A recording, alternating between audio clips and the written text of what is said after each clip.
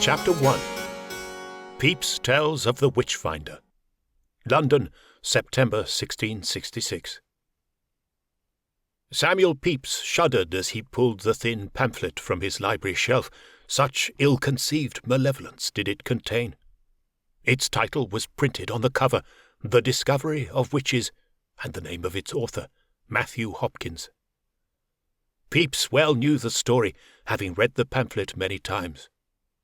Hopkins, the self-proclaimed Witchfinder General, had died in 1647, yet his name lived on. He and his accomplice, John Stern, were responsible for hunting down at least 100 witches, whom they had mercilessly interrogated and sent to the gallows. The true number may have been even 3 times higher, had records been more efficiently kept and shared. His pursuit of these poor wretches had taken Hopkins on horseback through the counties of Suffolk, Norfolk, Essex, and Cambridgeshire, and to Huntingdonshire, where Mr. Pepys' parents and sister Paulina lived in the village of Brampton. Only yesterday Pepys had learned that Paulina stood accused of witchcraft, and that her very life hung in the balance. It felt as if the ghost of Hopkins had returned to torment him. It was the morning following the fire that had broken out on Pudding Lane. That same night, Pepys had charged his new protégé, Jacob Standish, son of his recently deceased friend and colleague, Sir Miles Standish, with the retrieval of his precious stolen diaries and capture of the thief. It was Pepys' way of looking after the somewhat ungainly young man while putting him to good use. It would enhance Jacob's character and provide for him a trade, that of inquisitor. When Jacob proved hesitant to accept the responsibility, Pepys allowed his young housemaid, Abigail Harcourt, to join the investigation through London's night-time streets. She was unusually quick-witted, he was aware, and more familiar with the city's seamier corners. To his delight, their mission had been a success. While Jacob discovered previously untapped observational skills, Abigail proved to be the finer inquisitor, so Pepys was happy to allow the pair to reunite for this new case, to save his sister from the hangman's noose. Pepys rose around 6 o'clock on Sunday the 2nd of September, after learning about the fire in the city during the early hours of the morning. He had viewed the conflagration across rooftops from an upstairs window of his house on Seething Lane, and deemed it sufficiently distant not to concern his own welfare, so he had returned to bed. Jacob joined Pepys for breakfast that morning, seated at a fine oak table in the dining-room. They talked not of the fire, but of Matthew Hopkins and Paulina Pepys. The room was panelled in dark wood, and illuminated by daylight through twin leaded windows overlooking the street. As Clerk of the Acts to the Navy Board, among the Navy's most senior administrators, Pepys presented a household that befitted his position. Maps and paintings of naval vessels hung on the walls, and a gleaming brass quadrant, polished by Abigail, took pride of place on an ornate sideboard. Elsewhere were stacked plates, dishes, and pewterware in preparation for mealtimes. His house, on 3 floors, stood within the Navy Board's estate. It boasted ornamental gardens, which Pepys would show off to visitors, sited just west of the Tower of London.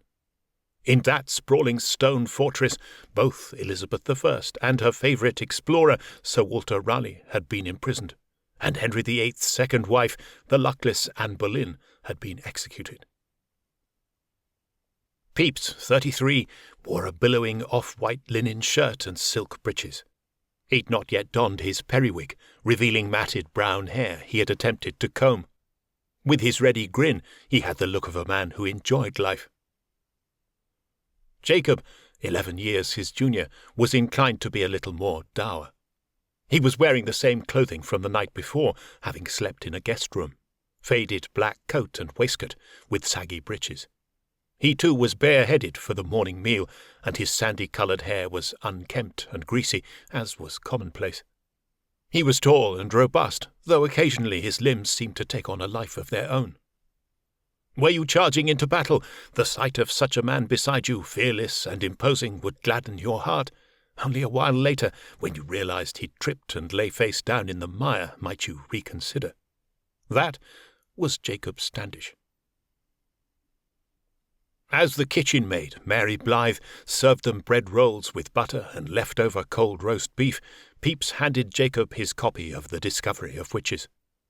Its crudely fashioned pages presented Hopkins' defence of his trade in response to growing scepticism and outrage. Inside, the title page read, "In answer to several queries lately delivered to the Judges of Assize for the County of Norfolk, and now published by Matthew Hopkins, Witchfinder, for the benefit of the whole kingdom, 1647. "See what Hopkins did write beneath the year," urged Pepys. Jacob read aloud, "Exodus 22:18, Thou shalt not suffer a witch to live." Pepys groaned. "As I informed you, Mr. Standish, my sister Paulina has been accused of witchcraft, and her prospects are grave indeed. A burden on my patients she may be, but I would sincerely not wish the poor woman any harm." Jacob chuckled, causing Pepys to stare daggers. "But, sir, the country's changed since the dark days of Hopkins. Witchcraft still causes fear in people's hearts, yet they're disinclined to condemn the accused. When was the last poor wench hanged for witchcraft? Surely many a year since." "Indeed," Pepys agreed. "Science and reason have since taken hold, and those accused have been justly acquitted.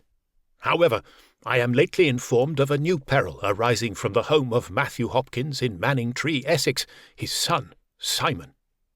The boy is grown to a man, and fueled by the spirit of his father, has renewed the witch hunts. Though many are against him, he pays them no heed, and he does use the same dire methods as his father." Pepys, ironically, was describing a man possessed. That man, Simon Hopkins, had Paulina Pepys in his sights. While Jacob was broadly aware of witchcraft, he'd not researched the subject. Pepys, an avid reader and self-educator, of course had, and keenly passed on his knowledge. "You must know your enemy, Mr. Standish," he told his young protégé. Principally, Pepys had studied King James I's seminal 1597 tome, Demonology. The same book had inspired Matthew Hopkins to ply his trade, informing him of ways to identify a genuine witch. One method involved binding the accused limbs and tossing them into a pond or river to see if they would sink. If they floated, it was believed that water, essential to Christian baptism, had rejected them, marking them as a witch. If they sank, they were cleared of the charges, but might, and in many cases did, drown. Although using water to prove guilt was effectively illegal, Hopkins brazenly denied ever employing the method. He was a God-fearing Puritan, and his path a righteous one. Witches, Hopkins declared, had sworn allegiance to the devil, forsaking God and Jesus Christ. The land would be cleansed of their evil. "Thou shalt not suffer a witch to live." Explaining these horrors to Jacob, the naturally ebullient Pepys worked himself into a lather.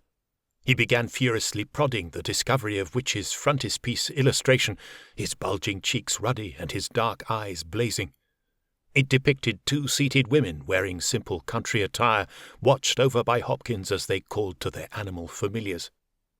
These familiars, or imps, which children believed lived secretively in every field and hedgerow, were agents of the devil and a sure sign of witchcraft at play. The imps pictured on the frontispiece comprised an ungodly menagerie bound to strike fear into any man's heart. Each was named.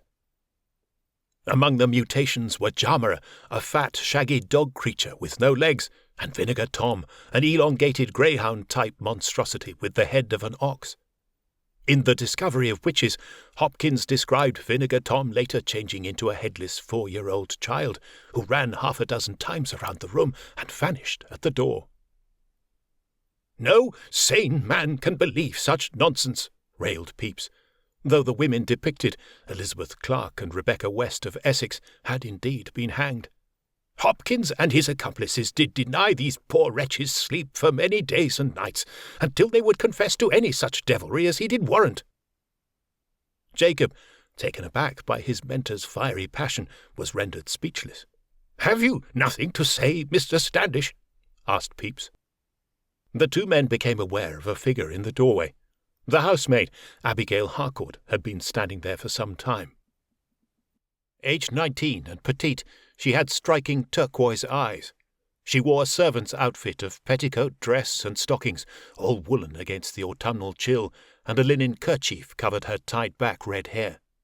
She had been up since dawn, going about her duties, despite 3 hours of sleep, and had become intrigued by her master's ranting on the floor below. In deference to both men, she lowered her gaze. "Good morning, Master Pepys, Mr. Standish." Then she added boldly, "From what you just said, we can't get to Brampton soon enough." Pepys managed a thin smile, seeing something of his younger self in the girl. Abigail's father, a printer, had taught her to read and write, and she was a keen autodidact, which Pepys encouraged. Astute and confident, despite her lowly status, he secretly rather admired her. Pepys and his wife Elizabeth had been childless, and he sometimes wondered whether his regard for Abigail reflected the pride he might have felt in a daughter. "Haste is indeed of the utmost importance," he said, "though the Brampton magistrate, Bulstrode Bennet, an indecent fool with whom I am unfortunately acquainted, called for Simon Hopkins. I heard tell that the Witchfinder rides first to Cambridge. If you make haste, you may prove Paulina's innocence even before his arrival. Else, you know my fears." "Then we should leave," urged Abigail. "My bag's packed." Pepys clasped his hands together earnestly. "And I have sent word ahead that you are both to be treated with the same respect any Pepys would command. You are my trusted employees." Abigail raised an eyebrow.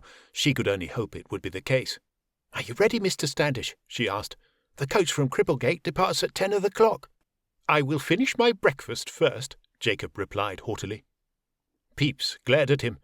"Oh, I could take it with me," he conceded, pocketing a lump of beef and rising.